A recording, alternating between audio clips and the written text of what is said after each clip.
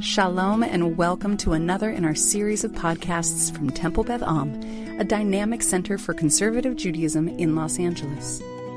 This is a recording of a Shabbat teaching by TBA Rabbinic Intern Aviva Frank. There's an element in that where there has to be not just Hashem gives something, Hashem creates something and gives it, but also that there's a human process that has to complete it. So that. Oh, I love that. So like there might be A, but there needs to be B. There's still that partnership, right? And the rabbis love to think about this, that everything had to be created in the world in the beginning because then creation was going to end. You know, if God created the world in 6 days and the seventh day God rested, so everything that would need to be created had to be created, but still, thanks so much, the partnership of who is the person that's going to merit that was still unknown. So the rabbis also feel like once things are created, they can also be taken away. So there's a whole traditions out there of where is Miriam's well today? Because once it was created on the sixth day and then Miriam married it, it can't just disappear. So where does it exist? So these are these last sources we're going to breeze through really quick. Does someone want to read Shabbat 35 of where is Miriam's well? Does anyone first have any ideas for looking at this source? Where do you think Miriam's well is today? Many people have a tradition on the Seder table besides Elijah's cup. They also have a cup of water for Miriam. But where else does it exist today? Does someone want to read source 7?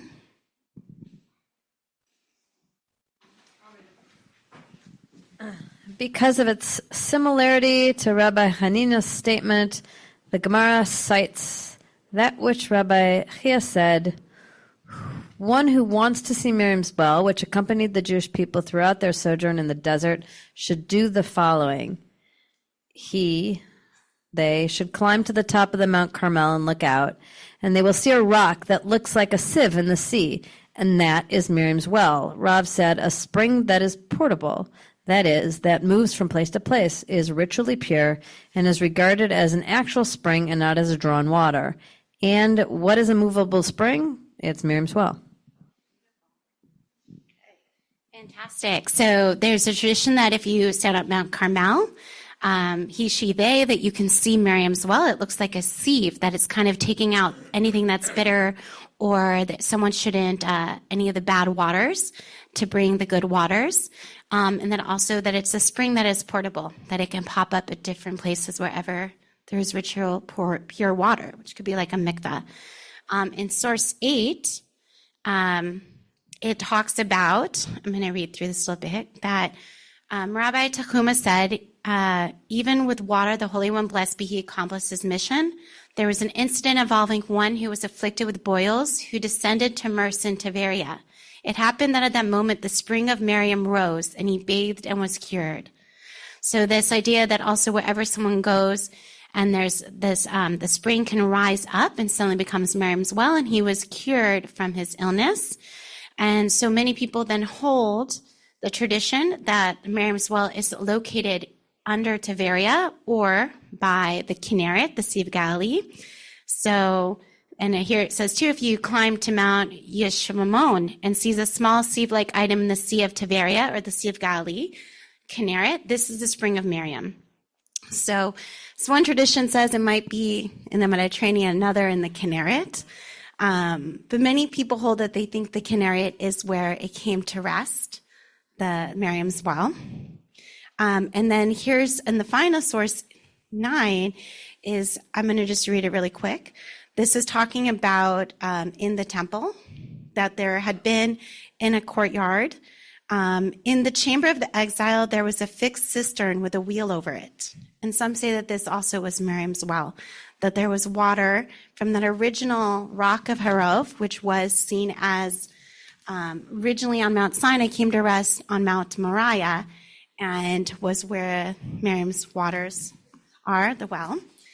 But so far we have, it could be the Mediterranean Sea, it could be the Sea of Galilee, it could have been at Mount Moriah, it can be anywhere that pure waters rise up. It looks like a beehive or it looks like a sieve.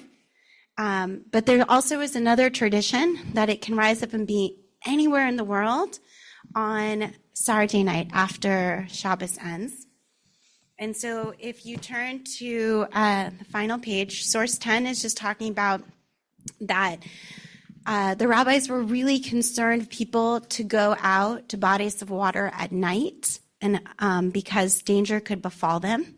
They didn't necessarily know, say, this danger was bandits, or it could be crocodiles, or what it could be, but they called it demons, that a demon could attack you if you went to get water at night, and the blood would be on your hands. But there's, because women, we're not afraid of anything, and because there's a tradition that every Saturday night, the waters of Miriam rise through all sources of wells and springs, that women will actually go out on Saturday night and not be afraid of the demons. And so we can see this in Shulchan Aruch in source 11. The Rama writes, and I think it's just really beautiful. If you go, and there are those who say to draw water from wells or natural springs every Saturday night because the well of Miriam passes through all the wells and natural springs every Saturday night. And one who touches it and drinks from it will be healed from all his afflictions and her afflictions and their afflictions. And he goes on to say that it's connected to about if you can do work or not, or you have to say Hamadil. But I think it's just beautiful to see the connection that women have to water in the merit and honor of Miriam, and it continues on even till today.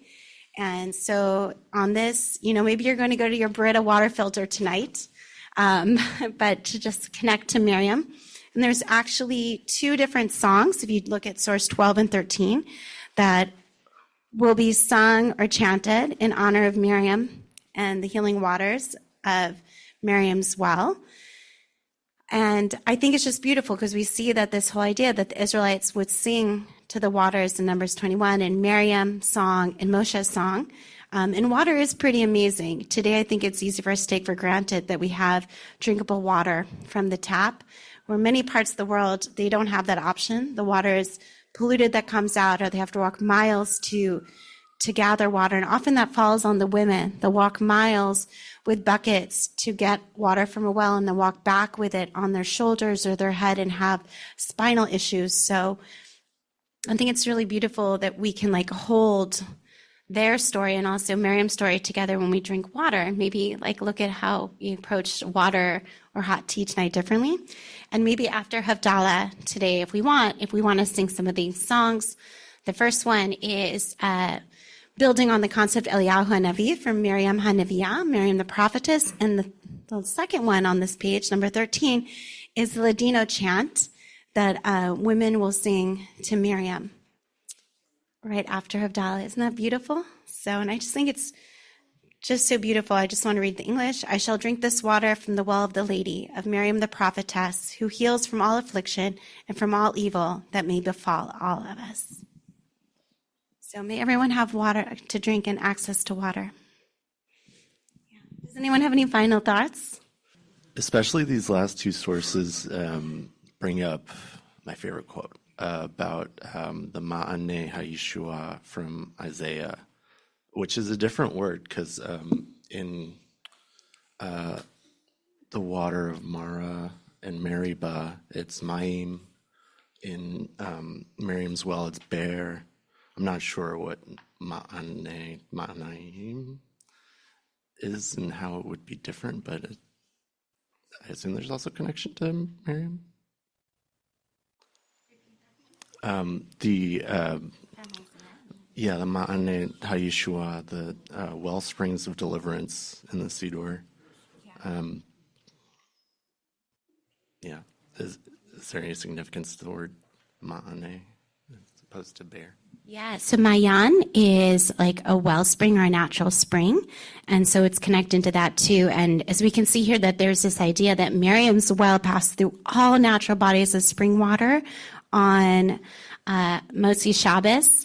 And so there's this also concept that when Mashiach comes, or we bring in the times of the Messianic age, that it will be a perpetual Shabbat, that will return to this time of almost like the Gan Eden. Some people say that on Shabbos, Gan Eden, it was created, though, Adam and Chava were exiled, it didn't disappear. And on Shabbat, we get a taste of Gan Eden. So in the times of the Messianic age that we bring in, or if someone comes to announce it, that it's going to be like an eternal Gan Eden, Miriam's well will be there again to give us all nourishment. And that's, so Isaiah often talks a lot about times of redemption. I was just going to say, in all of these sources, Miriam is incredibly present. If you look at source 1, you will see Ki Marim Haim on the waters, Mem Resh Yud Mem. Meribah is Mem Resh Yud, but also the B sound and the M sound are made on the same spot on the lips. So you're making that same mouth noise with Miriam. Here with the rebels, Morim is again Mem Resh Yud Mem, but also the way Moses raises his hand, Vayarem Yud Resh Mem. So there's all this Miriamness that is present in every instance where water is coming up. That is really beautiful.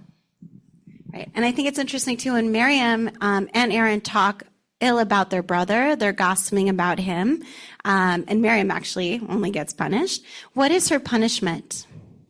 What happens to her? Yeah, she has like white on her that's like snow. So her gift was healing water and sweet water, and then her water froze. It became snow. It wasn't drinkable. So it's interesting. There's so much going on here, the play around Miriam of like bitter water, sweet water, fresh water, and going on. And so she's like very much found in Shemot. And also there's a lot of, I feel like women, strong women that are found in all the stories of Shemot, but it feels really good to give her a special honor and merit on this Shabbos. And we know that we're in the month of Shvat. For the trees to grow, they need water. We all need water.